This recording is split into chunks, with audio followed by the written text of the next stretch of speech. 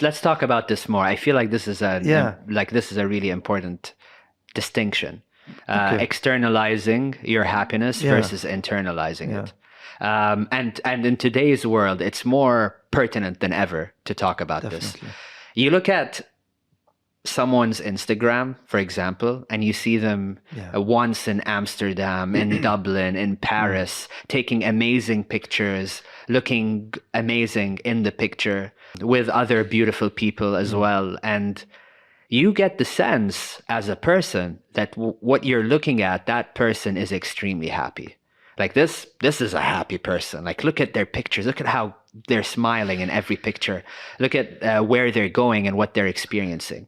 Okay, good point. But this is where I think as well our minds, they like to take jumps and shortcuts. We say the instinct is to say, okay, he must be happy.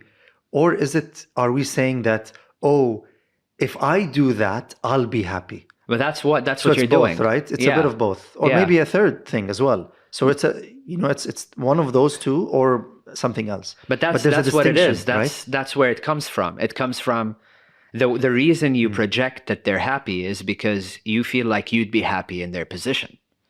Yeah. That's what it is. Yeah. The other thing is that person doing that might be miserable. Chances are, if they're addicted to social media, they are miserable.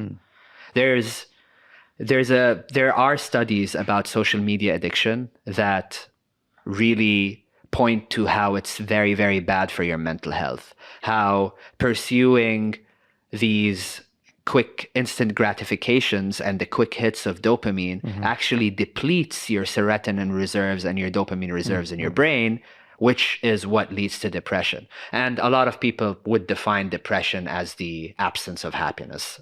It's more than that, yeah. It's more than that. But part of it is like, you can't be happy when you're depressed, right? Like it's just not, like one thing about depression is that you're just not going to be happy.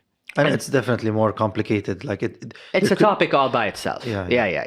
But the point I'm trying to make is, this is someone that's trying to externalize happiness. They project that they are happy to people so that they get them to engage with them, to give them that attention.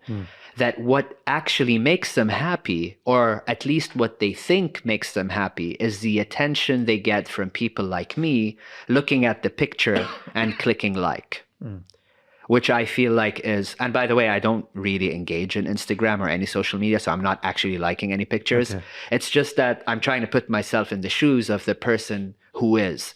And I'm sure it's not necessarily a rule that every single social media influencer like that is unhappy, but there's a very large chunk of them that is unhappy. It's the same with celebrities. Yeah. No, I think we can look at it from, the reverse in a way. It's not that everybody who posts is happy, but we do know that activity isn't the most healthiest way to achieve happiness. Yeah. Right. So it's not a case of, it's not just like, like flipping it and it works. There's more to it, but we just know that at least what they've done in all these studies around, people's online profile and presence is that if you go down that path, you're getting artificial happiness, if at all it's happiness, and that's not sustainable. Yeah. And it doesn't give you those, like real life experiences and social interactions, which maybe are the true source of happiness.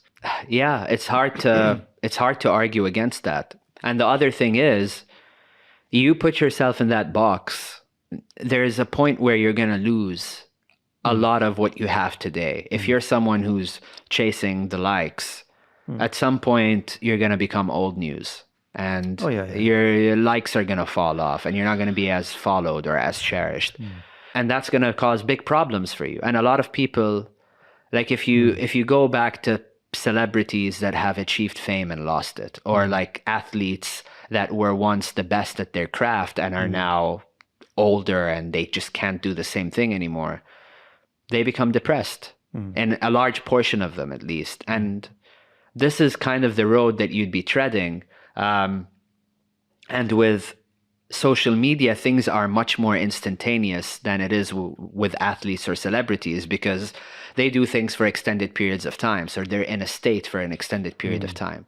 Whereas as an influencer, you're in a state and then you immediately want to move on to the next one. Like, you put a post up, it gets a bunch of likes, you start immediately thinking about how you're going to do the next one. Okay, I got my hit, I want the next hit. Yeah. And now I want the next hit. And with consumerism, it's a very similar pattern. For like apps like TikTok, you get entertained by one video, 5 seconds later you're bored, you want the next one, you want the next one, and you're just getting these hits.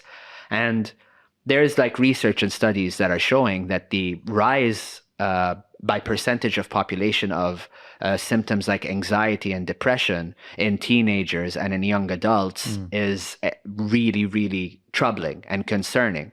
And what else is there to blame than social media? Like, I don't see anything else in the world that has changed the world significantly like social media did. In fact, if you think about it, we should be happier. We should be less anxious and less depressed because we have so much at our fingertips, all this information. We can travel wherever we want. We can talk to someone on the opposite end of the world in less than a second.